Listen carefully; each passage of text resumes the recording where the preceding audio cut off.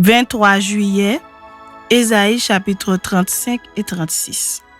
Le désert et le pays aride se réjouiront. La solitude s'égaira et fleurira comme un narcisse. Elle se couvrira de fleurs et tressaillira de joie avec chants d'allégresse et cris de triomphe. La gloire du Liban lui sera donnée, la magnificence du Carmel et de Saron. Ils verront la gloire de l'Éternel, la magnificence de notre Dieu. Fortifiez les mains languissantes et affermissez les genoux qui chancellent. Dites à ceux qui ont le cœur troublé, prenez courage, ne craignez point. Voici votre Dieu, la vengeance viendra, la rétribution de Dieu. Il viendra lui-même et vous sauvera. Alors s'ouvriront les yeux des aveugles, s'ouvriront les oreilles des sourds. Alors le boiteux sautera comme un cerf et la langue du muet éclatera de joie.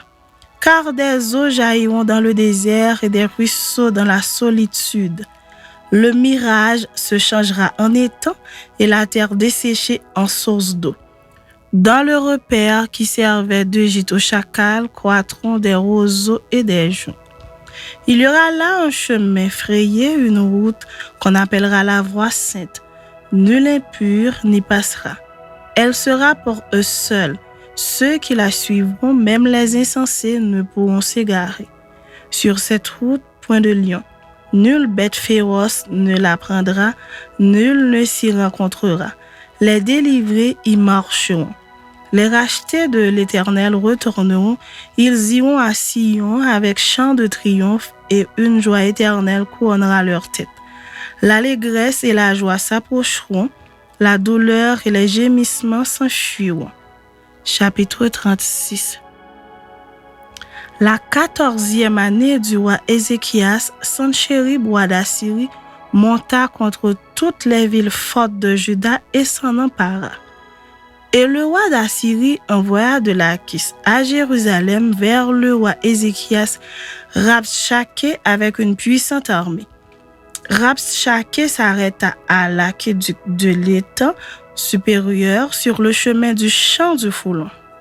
Alors Eliakim, fils de Hilkija, chef de la maison du roi, se rendit auprès de lui avec Shebna, le secrétaire, et Joach, fils d'Azaph, l'archiviste.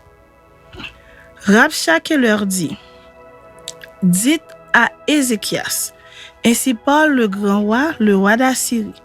Quelle est cette confiance sur laquelle tu t'appuies? Je te le dis, ce ne sont que des paroles en l'air. Il faut pour la guerre de la prudence et de la force. En qui donc as-tu placé ta confiance pour t'être révolté contre moi? Voici, tu l'as placé dans l'Égypte, tu as pris pour soutien ce roseau cassé qui pénètre et perce la main de quiconque s'appuie dessus. Tel est Pharaon, roi d'Égypte, pour tous ceux qui se confient en lui. Peut-être me diras-tu, c'est en l'Éternel, notre Dieu, que nous nous confions. Mais n'est-ce pas lui dont Ézéchias a fait disparaître les hauts lieux et les autels en disant à Juda et à Jérusalem, vous vous prosternerez devant cet autel? Maintenant, fais une convention avec mon maître, le roi d'Assyrie, et je te donnerai 2000 chevaux si tu peux fournir des cavaliers pour les monter. Comment repousserais-tu un seul chef d'entre les moindres serviteurs de mon maître?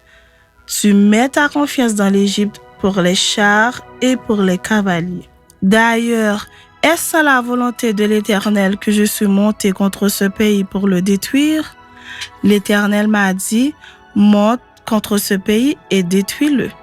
Eliakim, Shebna et Joach dirent à Rabshakeh, parle à tes serviteurs en araméen, car nous le comprenons. Et ne nous parle pas en langue judaïque aux oreilles du peuple qui est sur la muraille. Rabshakeh répondit, est-ce à ton maître et à toi que mon maître m'a envoyé dire ces paroles? N'est-ce pas à ces hommes assis sur la muraille pour manger leurs excréments et pour boire leurs urines avec vous? Puis, Rabshakeh s'avança et cria de toute sa force en langue judaïque. Écoutez les paroles du grand roi, du roi d'Assyrie. Ainsi parle le roi, qu'Ézéchias ne vous abuse point, car il ne pourra vous délivrer. Qu'Ézéchias ne vous amène point à vous confier en l'Éternel en disant, l'Éternel nous délivrera, cette ville ne sera pas livrée entre les mains du roi d'Assyrie. N'écoutez point Ézéchias, car ainsi parle le roi d'Assyrie. Faites la paix avec moi, rendez-vous à moi, et chacun de vous mangera de sa vigne et de son figuier, et chacun boira de l'eau de sa citerne, jusqu'à ce que je vienne, et que je vous emmène dans un pays comme le vôtre, dans un pays de blé et de vin, un pays de pain et de vigne. Qu'Ézéchias ne vous séduise point en disant, l'Éternel nous délivrera. Les dieux des nations ont-ils délivré chacun son pays de la main du roi d'Assyrie? Où sont les dieux de Hamath et d'Arpad? Où sont les dieux de Sepharvaïm? Ont-ils délivré Samarie de ma main? Parmi tous les dieux de ces pays, quels sont ceux qui ont délivré leur pays de ma main pour que l'Éternel délivre Jérusalem de ma main? Mais ils se turent et ne lui répondirent pas un mot, car le roi avait donné cet ordre, vous ne lui répondrez pas. Et Eliakim, fils de Hilkija, chef de la maison du roi, Shebna, le secrétaire, et Joach, fils d'Azaph, l'archiviste, vinrent auprès d'Ézéchias les vêtements déchirés et lui rapportèrent les paroles de Rabshakeh.